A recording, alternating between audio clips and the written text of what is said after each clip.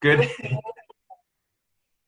good evening, everyone. My name is Brian Breitholtz. I am your alumni director, and it is a pleasure to welcome you to our first CSU to You at Home. The CSU to You program is when we focus on bringing our distinguished faculty members out on the road with us to different locales. And with COVID-19, this presented us a great opportunity to present these programs online and to reach folks that we normally would not reach, since we have folks from all over the country and sometimes outside of the country who join us for these different initiatives. I'd like to first introduce Anthony Fauci. Anthony is our Director of Marketing and Communications for University Advancement, and Anthony will go over some basics for all of us, and will also monitor the chat room and Q&As. Anthony? Thank you, Brian. Just a few housekeeping notes. Everyone's microphone is muted right now. And unfortunately, because of the size of the audience, we are unable to show everybody's smiling faces in the screens.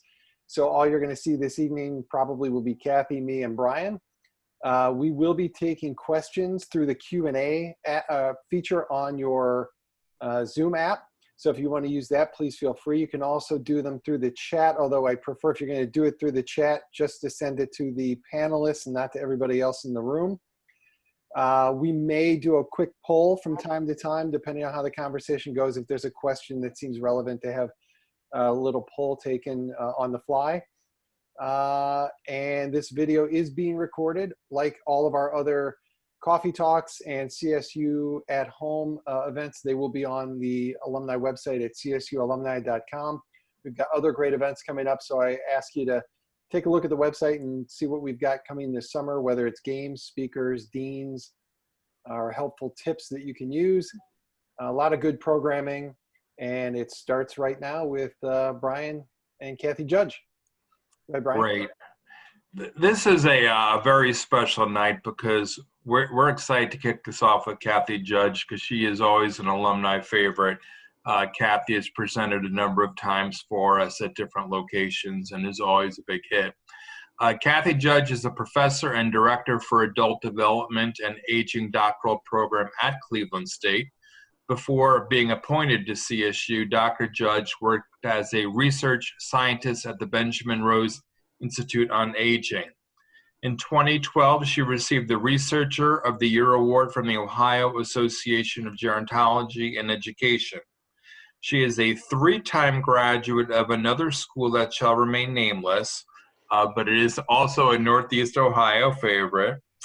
Whenever we're considering issues like dementia, memory loss, or family caregiving, or psychosocial intervention, we call on Professor Judge and rely on her expertise and her willingness to always step up to the plate and speak with our alums.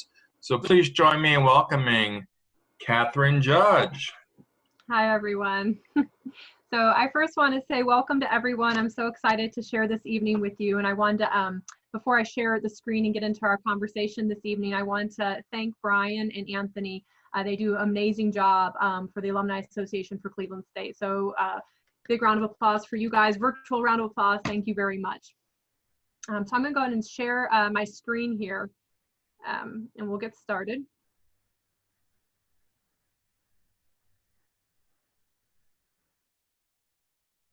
All right, so tonight I'm going to be talking about resilience and strategies for staying positive and focused and engaged during challenging times.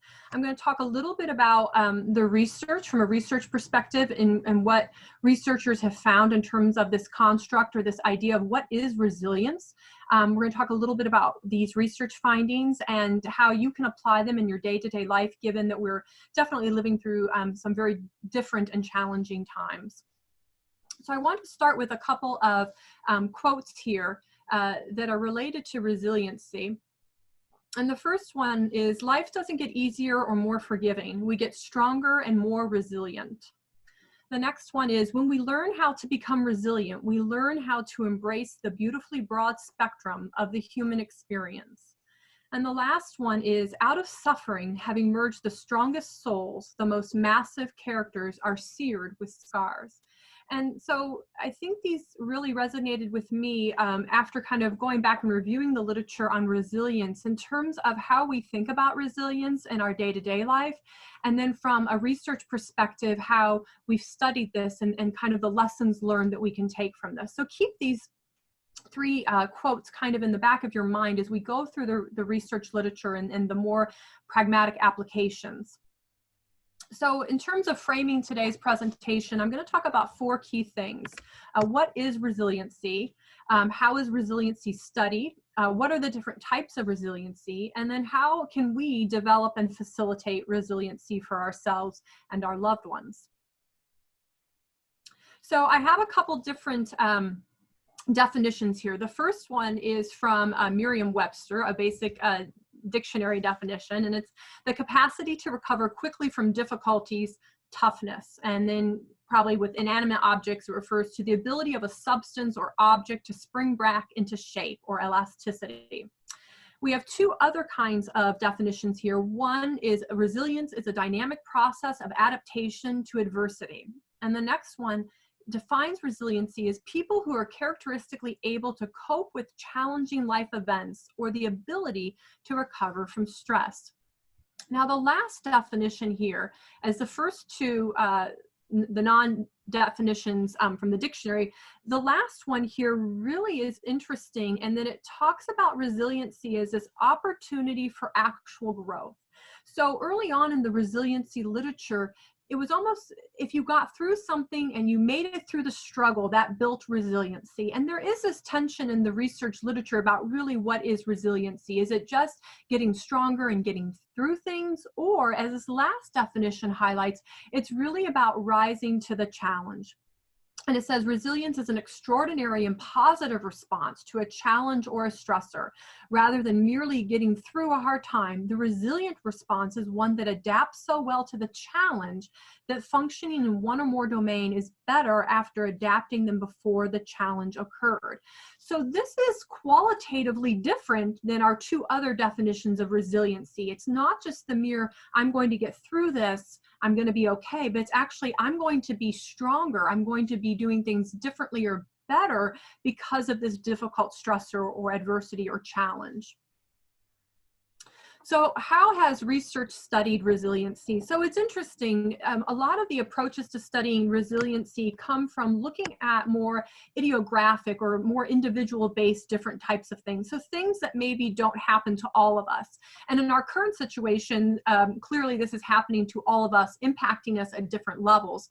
But a lot of the times, early research on resiliency studied things that would be considered off time in terms of developmental life events, or traumatic experiences. So some type of abuse, a loss of a child, a loss of a parent at an early age. So loss of a child, loss of a parent at an early age would be considered very off time in terms of developmental life events that one might go through the stressor and develop some form of resiliency.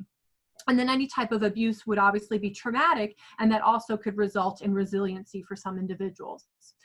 Resiliency has also been studied through just in general stressful life events. And some of the more well-studied areas include caregiving. So someone that you're providing care for, whether it's an adult child, a spouse with a chronic health condition, but we know caregiving is a very stressful life event.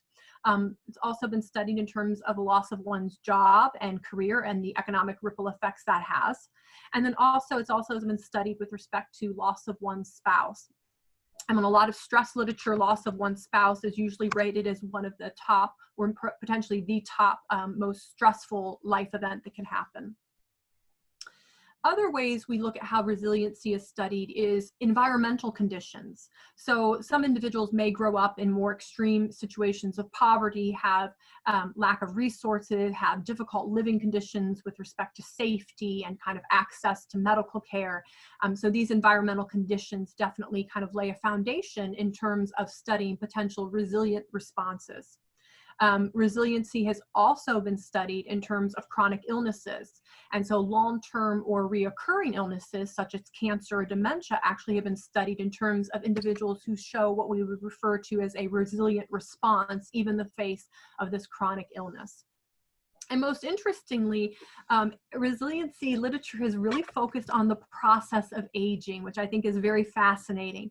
And it really has focused on what we call the paradox of aging and subjective well-being. And in general, the process of aging is this multi-fascinating and dynamic experience where it's not just this complete decline across time. We actually experience a range of gains, losses, and stability as we age. And the paradox of aging refers to this idea that as we do grow older, so in our 5th, 6th, 7th, 8th, 9th, and so on decades, we definitely will more likely experience more losses of lots of different types. Yet, most older adults rate their overall subjective well-being very high. They rate it as similar or better compared to younger adults or middle-aged adults. So this is really where we get this paradox of aging, in that in a time frame where one might look at things objectively and say, well, that's a lot of loss occurring. Actually, people are not experiencing it that way. So researchers have tried to look at people who are aging really well. Why are they aging well? And what is that underlying potential resiliency that is enabling them to do that?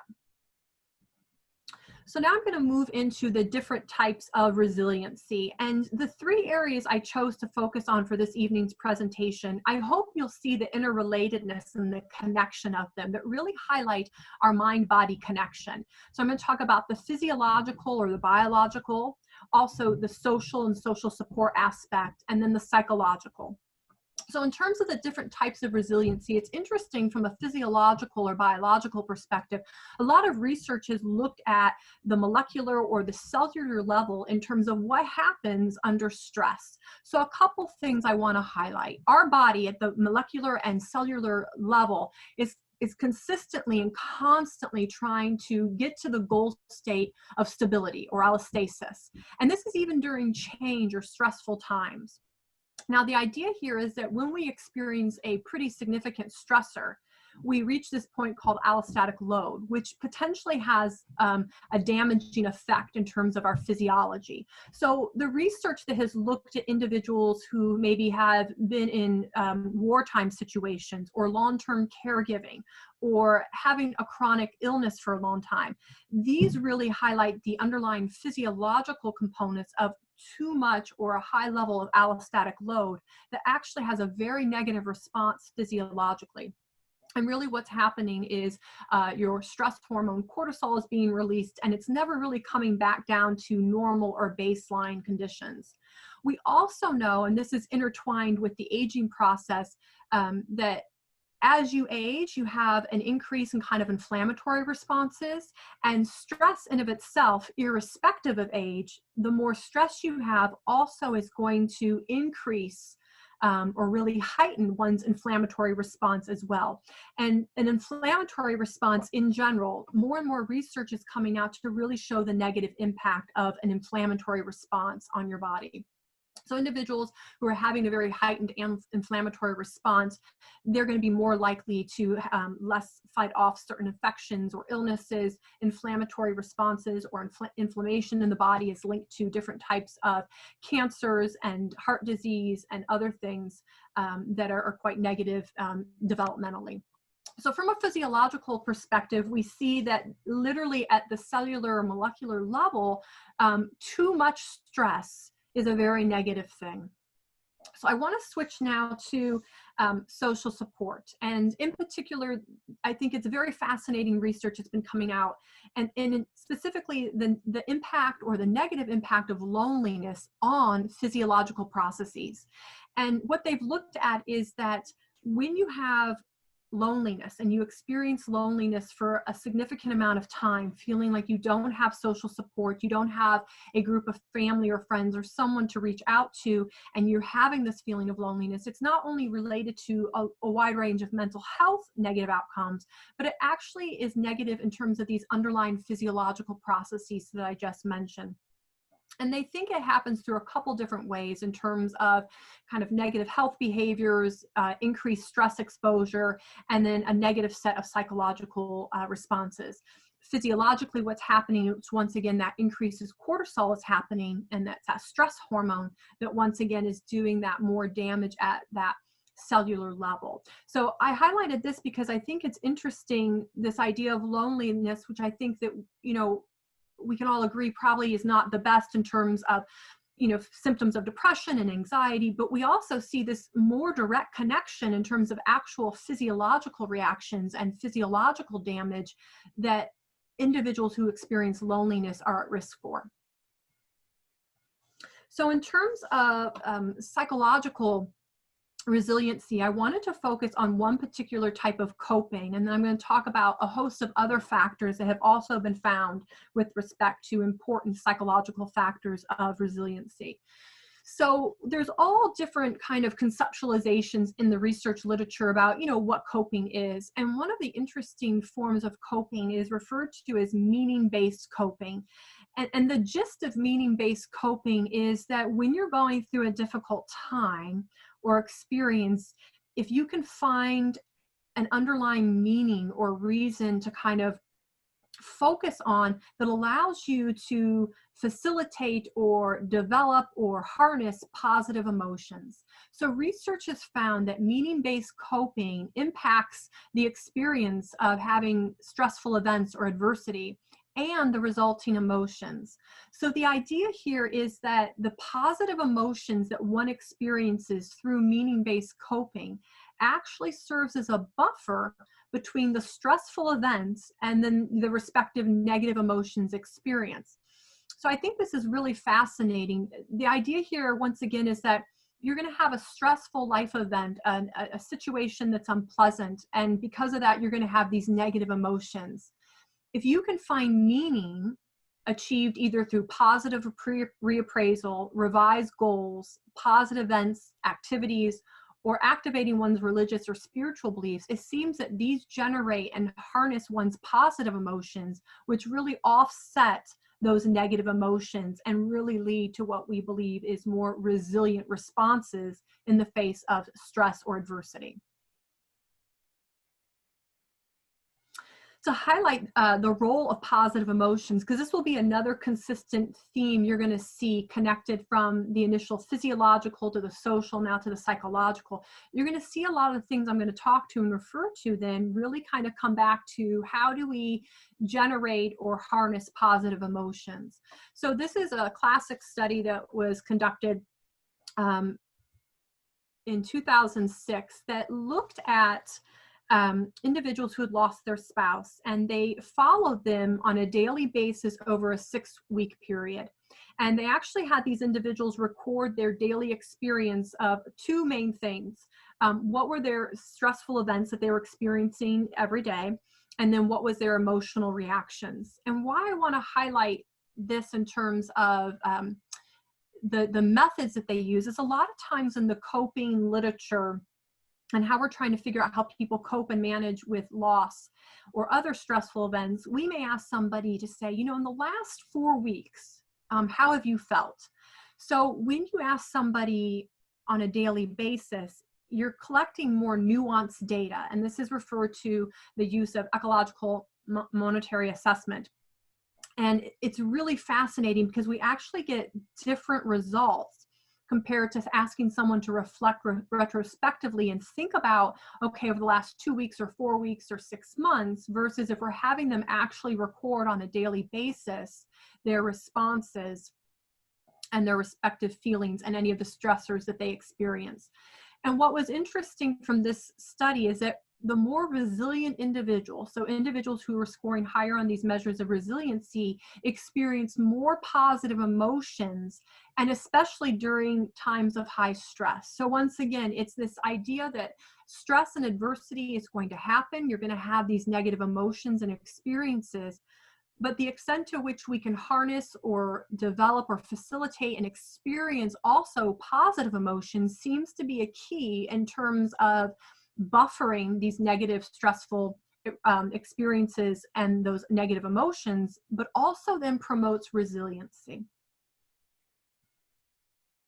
I want to talk now about other psychological factors that have been found very beneficial in the research literature.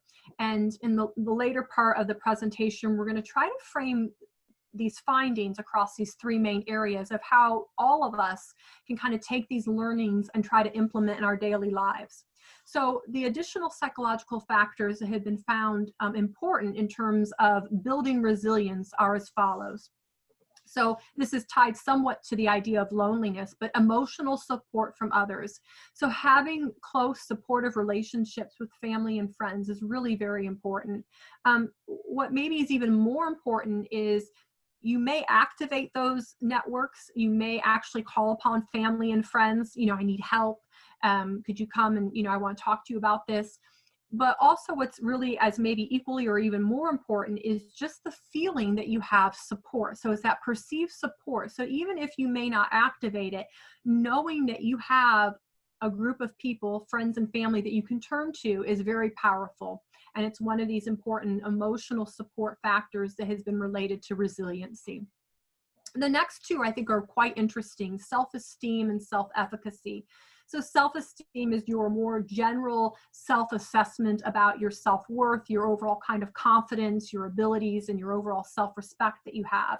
And it's pretty stable. It doesn't really waver that much. But research has found that individuals with higher self-esteem or good, solid self-esteem tend to be more resilient. Now, self-efficacy, on the other hand, is task or domain specific. So for example, you could have high amounts of self-efficacy for something that you do very well, and maybe low self-efficacy for something that maybe you don't do very well. So the idea, for example, for me, I don't have very high self-efficacy when it comes to cooking or baking, and that's fine with me. But I have really amazing self-efficacy when it comes to shopping. And so I feel very competent in terms of shopping. And of course, it's not shopping for grocery items, it's shopping for other things. But, you know, in terms of baking and cooking, all that, not so much. So the idea here with resiliency is that when you're in the midst of a stressor or some type of adversity, do you have self-efficacy to feel competent in executing or carrying out specific things that need to get done?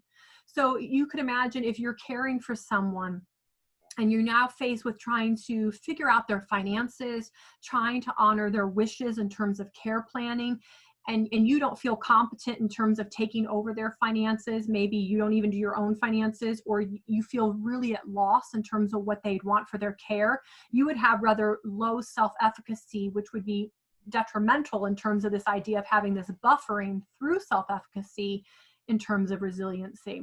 So the idea is, when you have a stressful event, when there is adversity, what are the pieces, parts, if you will, that maybe you could take and that you would feel self-efficacy about, that you'd be able to actually implement and do? And the next one then is hope for the future. So this is interesting, and it really highlights that people who are resilient have hope for the future, that they can see an optimistic view, that they have expectations and they're planning for the future. They have that ambition, desire. They see that there will be a tomorrow that is different from today. So hope for the future is also very important in terms of building this resiliency. A few more important psychological factors that the research has found include the idea of perspective taking, and somewhat kind of aligns with hope for the future. But individuals who are able to be more macro in their perspective versus very myopic, so individuals who are able to really look at the bigger picture. And you could imagine, some of us do this well, but you can imagine the role of life experience really comes into play with this. So if you are someone who is in your 50s, 60s, 70s, or 80s, you've lived a lot of life, and you have a lot of perspective in terms of building that bigger picture in order to really put things in context, to put things in their proper place. So perspective taking has also been linked to developing more resiliency. Positive appraisal. So going back to those positive emotions, you know, part of having and looking for and experiencing positive emotions is the ability to perceive a situation and appraise it with a positive lens. And this could be, I'm sure we can all imagine, very difficult and very stressful events, unsure events, uncontrollable events. This is where a positive appraisal approach might be more difficult. But the more we can perceive and evaluate events with that positive lens. And this is really the glass is half full rather than half empty. We know that positive appraisal sets us down a trajectory or path in terms of experiencing more positive emotions that we know are linked to higher levels of resiliency. Sense of humor has also been looked at, and individuals, once again, probably tied in with a couple of the things I've already mentioned, but the idea that individuals who have a sense of humor can find those silver linings or whatnot, and that connection with positive emotions also tend to be more resilient. And the last one I'll talk about is the role of purpose and meaning. So with so many things in life, it's so important that we're doing what is fulfilling to us. And it's important, whether you're 5 or 105, that you find and focus on what is important. And so once again, individuals who have demonstrated resiliency, who show these characteristics of resiliency, definitely can pinpoint purpose and meaning within their lives. All right, so now I'm going to switch gears a little bit, and we've covered the research aspects of what research has found, how we define resiliency, how it's studied, what are some key findings. And so now I want to go back through these main areas, the physiological resources, social resources, and our psychological resources, and really highlight some ways that we can develop and facilitate resiliency within ourselves and hopefully with others in our family and friends social support network as best we can. So physiological resources. So research has found that antioxidant vitamins and vitamin D in particular are very important. And basically, in a nutshell, what this is doing, it's help repairing that damage from stress and or inflammatory responses. So these are kind of relatively easy fixes from a biological or physiological perspective in terms of things we can do to build that cellular resistancy or resiliency. Now, the next 3 things I think are really important and very interesting. Exercise. Exercise has probably your biggest bang for your buck in terms of good stuff that you could do for exercise. And it doesn't have to be running a marathon or lifting weights for 2 hours a day. It can be as simple as going for a 20-minute walk. Exercise definitely helps in terms of physiological responses. And it also has cardiovascular, cognitive, mental health. It has just tremendous ripple effects. But with respect to resiliency in particular, we know that exercise is really important in repairing that cellular damage that has been impacted either by prolonged stress or those inflammatory responses. Meditation is a very interesting stress reducer. And I pulled this out of just general reduction of stress here because meditation in particular actually has these really interesting physiological changes. So they've done these interesting studies where they've had people, maybe 2 groups of people, both have a significant chronic health condition, maybe something like cancer.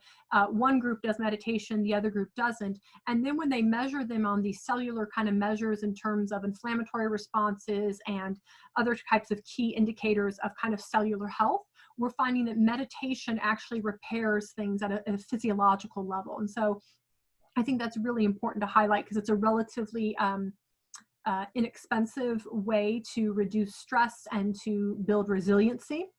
The last thing I have here, and this is just really related back to key things we know about the stress response and inflammatory response, is anything that you can do that for you reduces stress will be good in terms at that physiological level.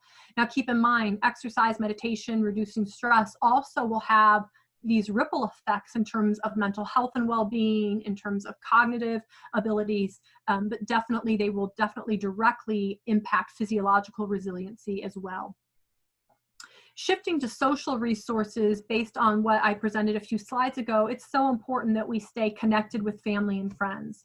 Some of us are more extroverted, some are more introverted, so it doesn't really matter how many people you're connected with, it's more about the quality of those relationships. So some of you may feel connected to a smaller number of people, and that's fine. Some may need more connection, and that's fine as well. The main thing is that you're connecting with individuals who you feel support you and that you feel connected to. It's also important in terms of social resources to activate and utilize activities and enjoyable events. A lot of research in terms of the coping and the positive emotions literature really talk about kind of pleasant events, positive experiences, kind of as a savings account in terms of those things. And so in terms of stressful events or adversity, if you have a good amount of these pleasant activities and enjoyable events that you've been able to kind of save up over time, it really serves as a buffer. So even during stressful times of adversity, it's really important to make sure you're taking care of yourself, you're engaging in activities and events that you find enjoyable and pleasurable, and that you're really doing this on an ongoing basis so you can build up that kind of piggyback in terms of the pleasant events that lead to those positive emotions in terms of building that resiliency. The other thing I included here under social resources, and this kind of ties into the psychological factor of finding meaning and purpose. A lot of us, when we help others, we really feel good about ourselves. It improves our connection with other people. It gives us purpose and meaning. And I think we get a lot of positive emotions from that as well. So these are some key social resources to think about how to develop and facilitate resiliency. So the next part I want to talk about are the psychological resources. And these are, I think, really interesting and important, and hopefully they'll reflect everything and kind of bring together what we've been talking about. And the first one is change your mindset. And so for some of us, we may always, on initial glance, look at that glass and say it's half empty. That's just our mindset. And so the more we can get into the habit of changing your mindset, I think that'll go a long way in terms of developing resiliency. So think about it this way. If you start a workout program and you go to the gym and you lift up for one day for 30 minutes, it doesn't work this way, unfortunately, but you don't wake up the next day and completely have a sculpted, toned body. It takes days, weeks and weeks, and probably months and even years to get a desired look in terms of fitness. So the same thing can be applied with changing your mindset. You have to actively work to adapt and almost manually change your thought processes about how to be more positive. So the examples I have here is just practicing positivity, practicing gratitude, just being more aware of things, more taking things in at a level maybe that you hadn't before. And these are things that really help one develop a more positive mindset that would lead to more positive emotions and then hence more resilient behaviors and actions. The next thing I have here is reflect, reframe, revise, and reprioritize. So a lot of times in terms of stressful events and difficult, stressful situations, it may be important to take a moment and reflect, to reframe the situation, revise your plan, reprioritize things. And for me, given the things we're going through in today and the first couple quotes I had at the beginning of the presentation really kind of highlight the need to reflect, reframe, revise, and reprioritize. I think this definitely was situations where there's maybe some uncontrollability about certain aspects and things have changed for some of us, probably most of us, pretty dramatically. The ability to be cognitively flexible and think, wait a minute, I have some controllability here. I can reflect, I can reframe, I can revise and reprioritize. I think that gives us more control and power in terms of that piece. The next one here, and I've alluded to this before, but really find meaning and purpose. So for me personally, switching everything online in terms of research and teaching and managing and juggling my son's schedule, he's a first grader, I really have been able to be more clear about what's important, what's really important in terms of my family and how we're going to find meaning and purpose. And in some ways, that's been a really nice kind of breath of fresh air, if you will, in terms of not getting stuck in our usual routine and running from one activity to the other. We've been really able to put the pause on things and learn from that. And I think embedded in that are those 4 R's of reflect, reframe, revise, and reprioritize. The next thing I'll say is rely on your religious and spiritual beliefs and practices. Through so many domains in the psychological research literature, individuals who are religious or spiritual, doesn't matter which one, those who feel that connection, who feel that, who practice their beliefs, who believe in a higher power or or whatnot, definitely have better outcomes. And the resiliency literature highlights this as well. And then the last thing I'll talk about is a specific type of coping called problem-focused coping. And problem-focused coping is the idea that if you're faced with something that's stressful and difficult, and there is an actionable, a doable, pragmatic solution, you should do it. And I use a situation or example with students in my classes. You know, if you're getting ready to study for one of my tests, a problem-focused approach would be to sit down and study for my test. An emotion-focused coping strategy would be one talking about your feelings, your emotions, maybe saying things like, Dr. Judge's exams are, you know, so hard, there's no way I could pass it, or maybe the other extreme, they're so easy, I don't need to study for them. But you're not really taking that actionable kind of step in terms of behavior. So the other part to resiliency here with problem focus is when there's something that's actionable and controllable, do that. Coping, when we talk about that problem focus versus emotion focus, it's really about the match. You know, so if you're in a situation where there is no easy solution, there is no quick fix, there is no actionable, controllable thing you can do, problem-focused coping is not the right step. You would want to then use emotion-focused coping. You'd want to change your emotions. You'd want to process your emotions and think about things that way. But with respect to resiliency, when you can actually solve a problem, when it's something that's pragmatic and it's actionable and you can exert your control over that, go ahead and use the problem-focused coping. So it's really control what you can control and let go of the uncontrollable. So a couple more slides for the presentation. I wanted to now take kind of everything that I've talked about and try to be a little bit more nuanced given what all of us are living through currently and experiencing. So the first thing I want to say, it's so important to take care of yourself. And I have 3 or 4 key areas to really think about: your sleep, your nutrition, your physical activity, your social support and social engagement, and then your mental well-being. So on a regular basis, you should be really checking in with yourself and your loved ones and saying, you know, am I taking care of myself the way I need to be taking care of myself? During stressful times, during times of adversity, most individuals revert back to health behaviors that are ingrained, and some of them are not healthy coping behaviors.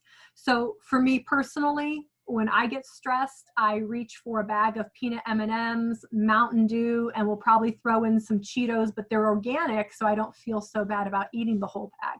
But the point is, those are not very good coping strategies. So checking in terms of, am I really taking care of myself across these 4 areas is really important, especially in terms of prolonged stress and adversity. In order to kind of figure out what should I do about that, the next tip here is make a list of easy, accessible, go-to things. So for me, when I realized I was doing a lot of eating of not healthy foods, I really had to sit back and say, okay, so why am I reaching for this? Why am I not deciding to eat healthy? So this is just part of my particular way of coping. It's something that I, you know, don't think once in a while is bad, but every day probably not a good thing. So the idea here with list of easy and accessible go-to things is when you're struggling in an area, or when you know that you may revert back to a coping method that's less positive, write down or think through that when you start feeling that way, what is your easy go-to thing? So for me, I would go ahead and prepare, cut up veggies. So instead of reaching for the M&Ms and all the Cheetos, I already have pre-cut veggies. I've made it easy for myself. I've made it accessible for myself. Other examples would be when you're feeling really cooped up or whatnot, knowing that, you know, you need to go and take a break. You need to go for a walk. You need to get some fresh air, something like that. But making a list for each of these areas, when you're feeling that stress, really you're getting to that boiling point, or you're realizing that your current way of coping is not the best, or it's not good, or you'd like to change it, I think what's easy is to make a list of things that will be easy and accessible that you can go to and replace and do. It's too hard in the moment when you're reaching for that bag of peanut M&Ms like I do to stop and think, I'm going to go ahead and make something more nutritious. So I would challenge each of you to think about, what are areas or domains that you would like to maybe improve or facilitate coping and resiliency in. And a jumping off point or a starting with point would be, well, what could I do that would be easy and accessible as my go-tos when I'm feeling more stressed? So I do a great job making the best meals, very nutritious and whatnot, when I don't have stress and when I don't have other things going on. And part of that is because my husband does all the cooking, but that's another thing. So I would challenge you to make the go-tos in terms of a list of easy and accessible things. Other things, make a daily schedule. It's so important that you have a schedule, you have things to do, whatever that is. It's too easy to not do that. And I'm not saying not take a day or several days here and there, but for most individuals, including myself, structure and schedules work best. They help get momentum, they keep us motivated, they give us purpose. For me, I get a lot of satisfaction of crossing things out of a list. So make a daily schedule. If it works better for you in terms of planning, make it a day before. Couple other things, get outside. So I think that fresh air and just getting outside does wonders. And that is something that we all can do still, even if it's sitting out on your porch or just gardening or even just walking around your block. The next one will be a fit for some people, maybe not for others, and that's fine. A lot of us maybe have extra downtime or time spent at home. And so this might be a perfect time if you'd like to start and or finish projects. So memory keeping or cleaning basements, attics, all those good things. It's almost, taking the situation and feeling like, how could I do something positive? And, and one of the things that most all of us have in terms of home projects are these unfinished or projects we'd like to start that we just never have enough time to do. So this might be a great time to actually do those projects. The next thing I would talk about is technology, and thank goodness for technology. We live in an amazing time in terms of all the benefits we can have. So take advantage of technology, and that could mean FaceTiming on the phone, texting, Zoom chat. I have attended several Zoom dance parties over the last several weeks, which have been amazing. So virtually socialize and engage. There's so many videos out there, YouTube videos about how to do something. So learn something new. And then one that I really like that we've been doing a lot in my family is be a virtual helper. And so one of my stepdaughters, she's in her mid-30s. She lives in San Francisco. She's been on lockdown. I've lost count now for a really long time. She lives alone. She has been reading every day with my son. They read every day from 1 to 1:30. And so we're so excited that she wants to do this, right? And help our son practice his reading and all that stuff. But for her, this is something that she loves and she looks forward to. So we consider her our virtual helper, but I know she's also getting some great benefits out of it too. So anything you can do to help other people out, being a virtual helper, I think is really a cool thing to do. And I think it works two ways in terms of creating those positive emotions. The last two things I'll talk about are check-in and check-out. So check-in, what do I mean by that? So I'm sure all of you, I know I've felt sometimes very overwhelmed, unsure. There's just so much going on in terms of information and feelings and emotions and experiences with this situation. So it's important that you check in with yourself and are you doing okay today? And it's okay not to be doing okay. And so when you check in with yourself or your loved ones and you're thinking that, I don't feel like things are going well today, it's important to take action. And sometimes that means checking out. And what I mean by checking out is, for me, there's times where I can't read any more news stories. I don't really want to talk anymore about certain things. So I do something that I would refer to as kind of checking out. So I go, and for me, that's watching an episode of The Real Housewives. Any city, it doesn't matter. That's what I love. For my husband, kind of checking out and kind of recharging himself would be going and working out downstairs in our garage. I think for my son, his checkout would be doing Pokemon. He loves Pokemon. But the idea is that we really need to be cognizant of kind of checking in with our overall well-being and in particular our mental health.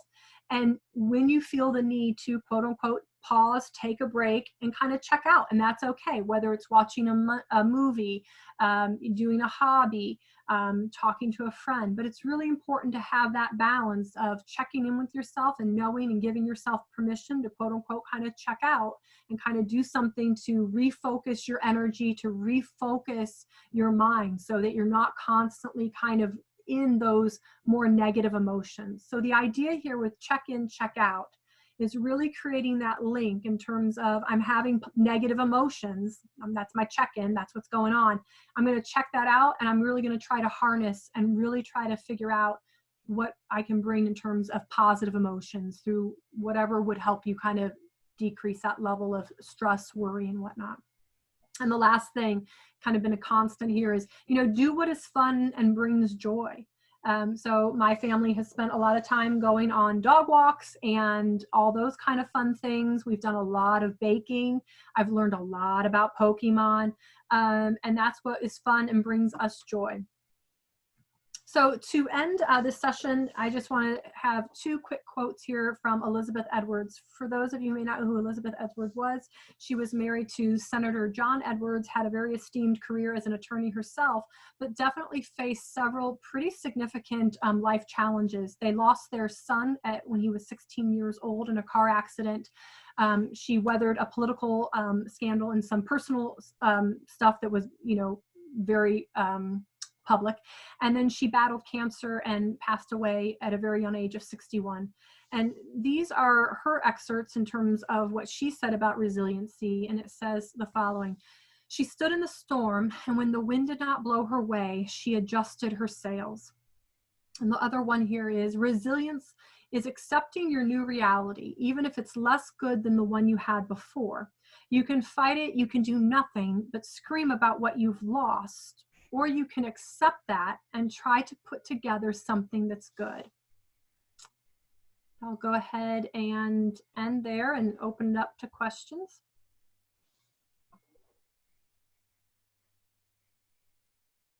All right, thank you, Doctor. Kathy, let me first begin by giving you a round of applause. Oh, thank you. My pleasure. Every presentation you do, I learn something new, even if it's Cheetos are organic. I had no idea prior to that, but thank you very much. And now on to the questions. All right, I've got a handful in the gallery here. Folks, if you have questions, use the Q&A feature to type them in, or you can raise your hand and I'll call on you and you can ask it yourself. But I'm going to start with a question from Ginny here. She asks, as a child protection specialist, I'm always on the go on a daily basis. I'm also dealing with an unexpected significant loss. Do you have any suggestions of how I would make a list of go-to to help me continue to be resilient? Yeah, great question. So I'm sorry that you're going through a difficult time. So I guess what I would say is kind of go for the low-hanging fruit, right? So I would kind of take that inventory about taking care of yourself. Are you getting enough sleep? If not, what could you do in terms of your sleep routine to facilitate that? In terms of nutrition, are you taking care of yourself that way? If not, are there little changes you could make in terms of meal planning or pre-planning that would help so that you're not kind of grabbing on the go, as an example? And then I would start at the very what brings you joy? What just makes you feel better? I think when you're dealing with loss, there's no right way to grieve. I think dealing with loss in a pandemic is something entirely different. So part of it, I think, is just being okay with your feelings and experiencing the loss, but try to start thinking about what brings meaning to you, what brings joy, and how can you start experiencing those things, even if it's 5 minutes a day. It's starting those things. I think having a gratitude, people do gratitude journals, or starting every day with I'm going to focus on this, one thing I'm going to focus on in terms of kind of your goal for the day. That could be help in terms of kind of setting your mindset, if that makes sense. But I think I would go for what brings you joy, meaning, and purpose, and write a list down, and those are your goals for the day. And it might be get out of bed. Yep, look at you, you did that. It may be, and I don't mean to be, but sometimes going through loss, I've gone through incredible losses in my life, and sometimes getting out of bed was enough for the day.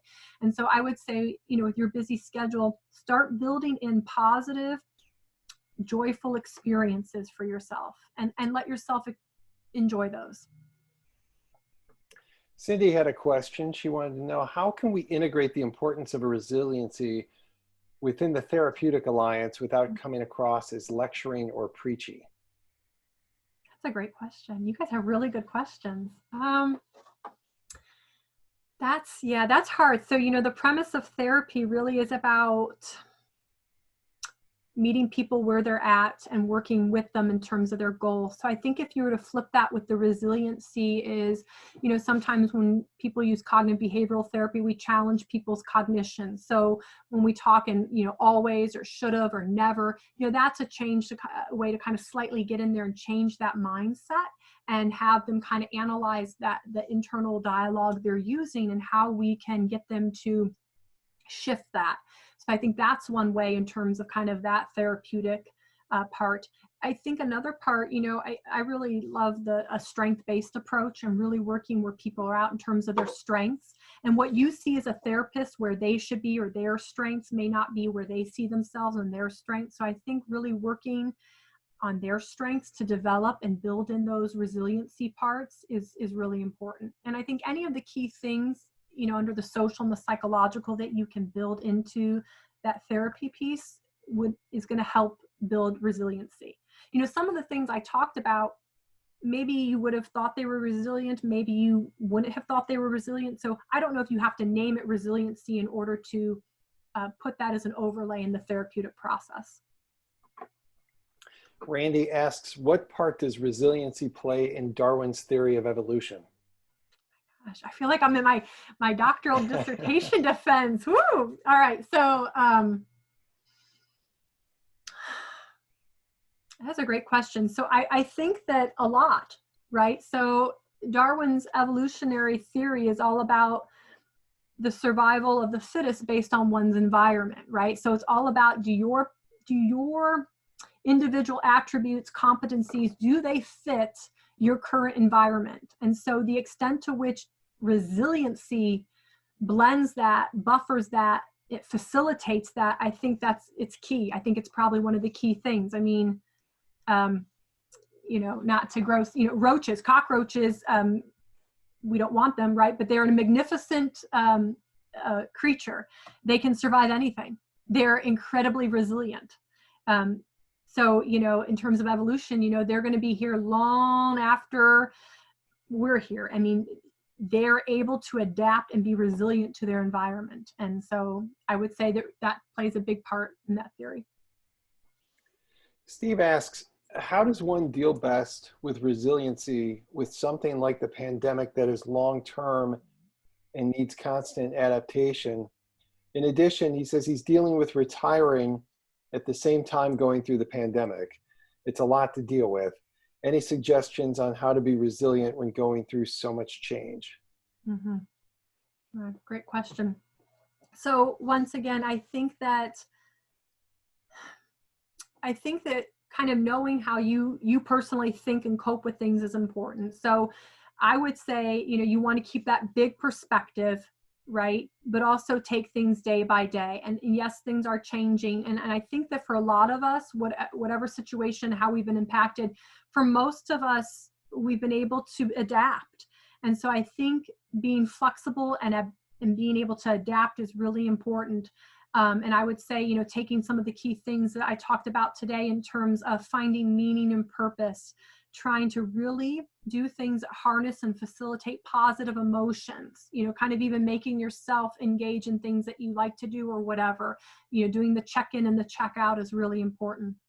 In terms of the retirement piece, so I do, this isn't my area in terms of the economic ripple effects of the pandemic and whatnot. So I think individuals who are close to retiring and or, nearing that phase of life, I think, and this is just my own opinion, I'm not an expert in this area, I think this obviously has tremendous financial implications and psychological implications. So I think that, figuring out what you can control is really important. I don't think, and this is, once again, this is my own personal opinion, I don't think we know at this point how long things will be this way. I don't think we know what the recovery will be like. I've heard all different types of things in terms of fast recovery or slow recovery or whatever. So I think that focusing on what you can control is really important. And then seeking help from others just in terms of that emotional support, because that's a very difficult situation to be going through. Robert asks, I'm curious as to how much the research on mindfulness, and in particular the work of Dr. David Hawkins, quantifying the level of consciousness, impacts your research on moving beyond the self and the understanding of the non-duality of our spiritual self. So I'm not familiar with that. So I am, you guys, these are like really like, I already have my PhD. We got to keep you sharp. Yeah, right. This is good. Resiliency. You guys are making me resilient. So I think that mindfulness, there's more and more. So I'm not familiar with that work, so I won't speak to that. But I do know, what I do know of mindfulness, it's more and more research is showing the power of how your mind works with respect to when you think about things in a positive light or less negative talk, and how that has ripple effects to your body. And so I would just think that things like meditation, mindfulness, the positive emotions, all of those things, really what they have in common is the ripple or the downward trend effects towards that body approach, and that's just a positive thing. Abdullah asks, how would you impact resilience within your community, family, organization? So I would think that, there's a couple different, so I'll defer to the research literature. So a lot of times in the research literature outside of a pandemic, what they've done, and I'll talk about some aging programs, I know that in the community level, what they've done in terms of resiliency, they've tried to develop programs or interventions that really take advantage of windows of vulnerability. So one window of vulnerability we see with older adults is when they start having difficulties with mobility and they may become a fall risk. So there's a national program that has been rolled out, and it's called A Matter of Balance. So here's something that comes from the research literature. It's pragmatic, it works, and now they're implementing the community, because the idea here is if you can target with a program or intervention at this vital time, then you can build this resiliency, this adaptation, so that people won't experience those downward or those negative effects of loss of balance, loss of mobility. In terms of specific to the pandemic and what we're all experiencing, I think starting small, find things that you are passionate about that are purposeful and meaningful, and start small, So just as a small example, when this first started, a lot of my son's parents were really concerned about the children, and are they being connected to each other, and are they feeling the need for socialization and all that. And so we would have all these Zoom play dates. And so what was interesting is after a few times, my son was not that very interested. I think it's also hard for 7 and 8-year-olds to kind of do a Zoom play date. But what we did find was he really enjoyed doing the reading time with his sister in San Francisco. He really enjoyed just hanging out with me and his dad. I mean, so this is where I think the family part to your question is really individualized. My family, I think we're rather, in general, introverted. I know my sister has done more kind of quarantining or sheltering at home, if you will, with like other families so that the kids could play and whatnot. So I think that for building resiliency in your family, picking what's important for you and your family and what's the best fit for you, and then using some of those principles about the social and the psychological factors to bolster that. We've got one last question. Actually, Neil asked 3. I'm only going to give you 1. Okay. He says he likes to bake sourdough bread. Do you recommend adding Cheetos or M&Ms to the dough to cope with stress? Okay, so my recommendation, skip the bread and go right to the M&Ms and Cheetos. Very good. Brian, any questions? You need to unmute. No, those were great. Thank you so much, Kathy. A lot of nice comments in here too, so well done. Yes. Well, I just Yeah. want to thank Brian and Anthony once again for inviting me. I want to thank all of you. I wish I could see your faces. I want to say thank you to all of you. You've been a wonderful audience, and those were the hardest round of questions I've ever had. Thank you.